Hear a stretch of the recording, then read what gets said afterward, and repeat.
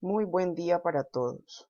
Bienvenidos a este video sobre las NIF y su impacto en Colombia. Mi nombre es Paola Andrea Núñez y soy estudiante de la maestría en Administración Educativa de la Universidad Manuela Beltrán. Vamos a iniciar con dos preguntas de reflexión. En la primera, trabajaremos cómo la gestión contable puede contribuir en la toma de decisiones gerenciales en entidades del sector educativo.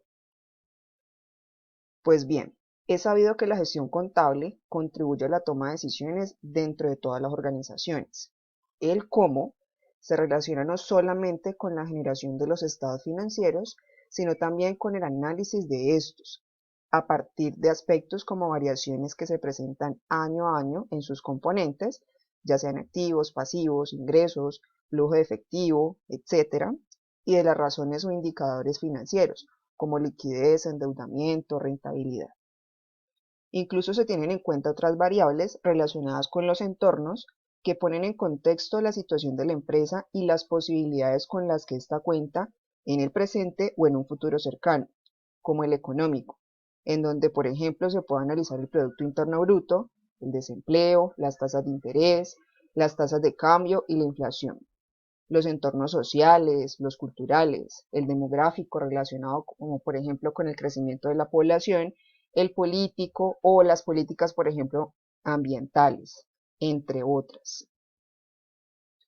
En la siguiente pregunta, ¿por qué considera importante gestionar financieramente los recursos de una entidad de este estilo? Bueno, se considera importante gestionar financieramente los recursos de una entidad, puesto que cualquier tipo de organización, sin importar cuál sea su índole, va a ser determinante que su buena utilización de estos recursos permite maximizar la utilidad de los socios. En el caso de las entidades con ánimo de lucro, por ejemplo, y en el caso de las entidades sin ánimo de lucro, pues permite incrementar los rubros de reinversión. Sin embargo, para el caso de las entidades educativas, el prestar un servicio que no cuenta con un margen certero de ingresos año a año o semestre a semestre, debido pues a que es muy sensible este mercado, se ve afectado por todos los entornos que ya mencionaba anteriormente, pues se deben buscar las mejores condiciones educativas en cuestión de calidad del servicio, los profesores, las instalaciones, la tecnología, el clima y otros servicios inherentes como por ejemplo biblioteca, mantenimiento, etc. Estos pueden influir en la permanencia y la captación de nuevos estudiantes, de tal modo que todos estos recursos con los que cuenta una institución educativa son extremadamente valiosos y cada vez pues debe buscarse su mejora y evitar a toda costa su deterioro. Bueno, para este caso vamos a tratar tres expresiones.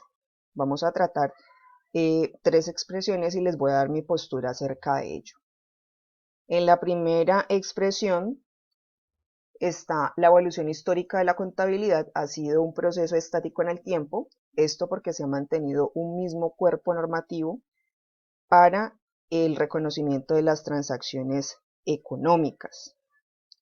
Pues bien, a pesar de que apenas a partir de 1993 en Colombia se estaban reglamentando los principios contables, desde ese año se han venido generando decretos y leyes que han venido aportando a la reglamentación de la contabilidad. Dentro de estas, por ejemplo, tenemos la formulación del Plan Único de Cuentas, las diferentes retenciones que tenemos a nivel tributario, la estandarización de las normas internacionales, las reformas tributarias que se hacen anualmente y pues digamos que las últimas actualizaciones están relacionadas con las normas internacionales de información financiera o NIF. Con esto pues nosotros podemos validar que la contabilidad en Colombia no ha sido estática, sino que por el contrario ha venido sufriendo adaptaciones de acuerdo a los cambios del contexto. Esto pues de la mano de un autor que publica un artículo en la revista de la Universidad Nacional en el 2001, quien afirma que cada momento histórico por el que ha trasegado la contabilidad en Colombia realiza un aporte valioso en la cadena del conocimiento contable.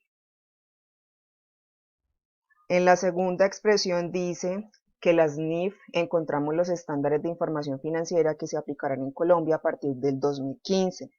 Estos estándares son importantes porque determinan la forma en que se preparará y presentará el juego completo de estados financieros que una entidad debe preparar en Colombia y también en cualquier país del mundo. Sin embargo, estos estándares están motivados o influenciados por los fines e intereses económicos de las grandes multinacionales, por lo que se ve en desventaja el uso e implementación en las naciones que están en vías de desarrollo. Bueno, frente a esto, pues las NIF efectivamente sí tienen un propósito que es estandarizar la información financiera en diferentes países. Esta estandarización permite poder hacer puntos de comparación entre las finanzas de nuestras organizaciones para el caso de Colombia al respecto de finanzas de empresas de otros países, como por ejemplo en Estados Unidos.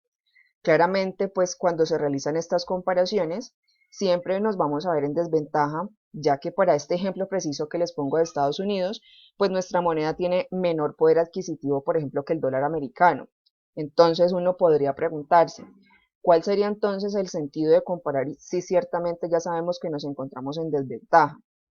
Pues como bien lo afirma el enunciado, son las empresas de gran talla las que se van a ver beneficiadas, no solo por el hecho de que al hacer negocios con organizaciones internacionales, esta aplicación de las NIF no solamente facilita el hecho de hacer negocios con ellas, sino respaldar la estructura de la información que se está compartiendo, la capacidad de endeudamiento, liquidez o rentabilidad, pues van a ver o van a ser fácilmente perceptibles por estas organizaciones, sino que también en el caso de otros procesos, como por ejemplo cuando se dan las fusiones de las empresas, absorciones, ventas, compras de acciones, entre otros procesos que se dan.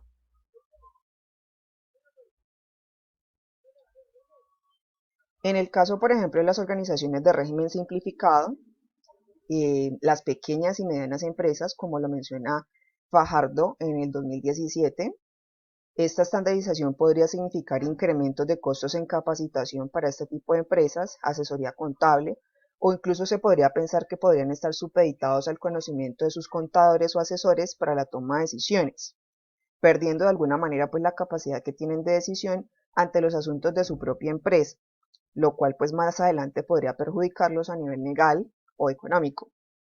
Por otro lado, hay ventajas, por ejemplo, como en el caso de las subvenciones, en donde pues se proporcionan dineros para financiar beneficios para cierta población, como en educación, tecnología, equidad, y pues generalmente este tipo de organizaciones que son internacionales solicitan información financiera que certifique el respaldo económico y las intenciones pues de la conformación de la empresa, pero ellos tienen unos propios criterios como para presentar esa información que se relacionen de alguna manera con estas normas internacionales o NIF. En la tercera expresión tenemos que los estados de situación financiera, estado de resultados y estado de flujo de efectivo constituyen el juego completo de estados financieros que debe presentar una entidad. El estado de situación financiera o balance general muestra los resultados operacionales y financieros de la entidad a una fecha cierta de corte. El estado de resultados evidencia la posición y situación financiera de la entidad en cuanto a su estructura de inversión y financiación. El estado de flujos de efectivo presenta por actividad de los movimientos de entrada y salida de dinero. Todos estos informes o estados favorecen la toma de decisiones económicas y financieras de los distintos usuarios que requieren dicha información. Bueno, pues al respecto de esto, de acuerdo con Palacios 2020, dentro de los estados financieros básicos también se encuentra el estado de cambios en el patrimonio. En este estado se muestran los cambios en la riqueza que tienen los dueños de una organización de un año a otro, mostrando pues el movimiento que se da en las cuentas y las causas de estos movimientos. Es decir, que en cuanto a la información financiera de una organización para la toma de decisiones, no solamente se requiere los estados de situación financiera, el estado de resultados y el estado de flujo efectivo, sino también del estado de cambios en el patrimonio. Ahora, reiterando pues lo que se mencionó previamente y tal también como lo afirman Gudiño y Coral en el 2014, estos estados financieros requieren de un análisis horizontal, un análisis vertical, indicadores financieros y otros, con el fin de diagnosticar la situación financiera de la misma y permitir presentar conclusiones y recomendaciones para la correcta toma de decisiones. Y precisamente ese otro de lo que ellos hablan es donde podemos incluir las variables de los diferentes entornos que también mencionaba anteriormente, ya sea pues casos nacionales o internacionales, como son los entornos económicos, políticos, sociales, culturales, ambientales. Entonces, digamos, de alguna manera nosotros podemos decir que no solamente podemos o necesitaríamos tener la información financiera de la organización, a esa información se le debe hacer un análisis muy detallado, ¿sí? Y adicionalmente se debe tomar información del entorno para poder tomar decisiones acertadas. No podemos creer que porque en el último año nuestra empresa creció o nuestra universidad o nuestro colegio creció, entonces en este año va a ser igual. Hay que tener en cuenta las situaciones del contexto. Claro ejemplo, estamos pasando por el tema del COVID-19. Puede ser que la Universidad X el año anterior tuvo muy buenos ingresos porque muchos estudiantes se matricularon, pero dado este contexto actual, esta situación de salud, es probable que para este semestre no haya tantos matriculados como el semestre anterior o el año anterior. Entonces sí es necesario contemplar los aspectos del entorno para una toma adecuada de decisiones a nivel pues de gerencial. Finalmente, a manera de discusión, les dejo unas inquietudes acá. La primera, si teniendo en cuenta pues los problemas económicos que se han presentado a nivel nacional en el sector educativo público, como por ejemplo que se presentan escaseces de presupuesto, falta de condiciones adecuadas para los docentes, retrasos en los pagos, ¿de qué manera se justifican los gastos que se supone que desde el inicio del año se deben haber incluido en el presupuesto? La segunda pregunta, ante el desequilibrio presupuestal entre una institución y otra, o sea, por ejemplo, si estamos hablando de las instituciones educativas, hay instituciones educativas que tienen muy buen presupuesto y otras que no lo tienen tanto a nivel público. ¿Qué pasa con la regulación de esos porcentajes y rubros que se asignan en los presupuestos en las entidades educativas? ¿No son iguales? ¿Son diferentes? ¿Qué sucede allí? Siguiente pregunta. Las NIF claramente buscan estandarizar la presentación de la información financiera, pero ¿cómo debería ser el proceso de análisis para determinar el tipo de gastos que se deben hacer en las organizaciones y el momento oportuno de hacerlos? Siguiente pregunta.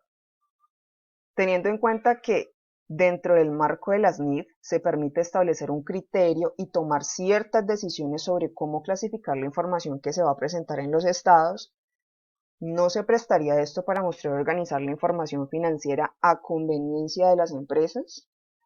Y la última pregunta, ¿cuál es la relación entre una buena rentabilidad económica en el caso de una institución educativa y una buena calidad educativa?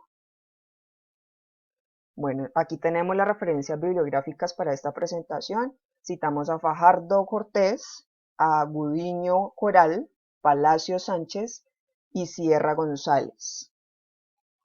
Les agradezco muchísimo su atención. Mi nombre es Paola Andrea Núñez Vélez, estudiante de la maestría en Administración Educativa de la Universidad Manuela Beltrán. Que tengan feliz día.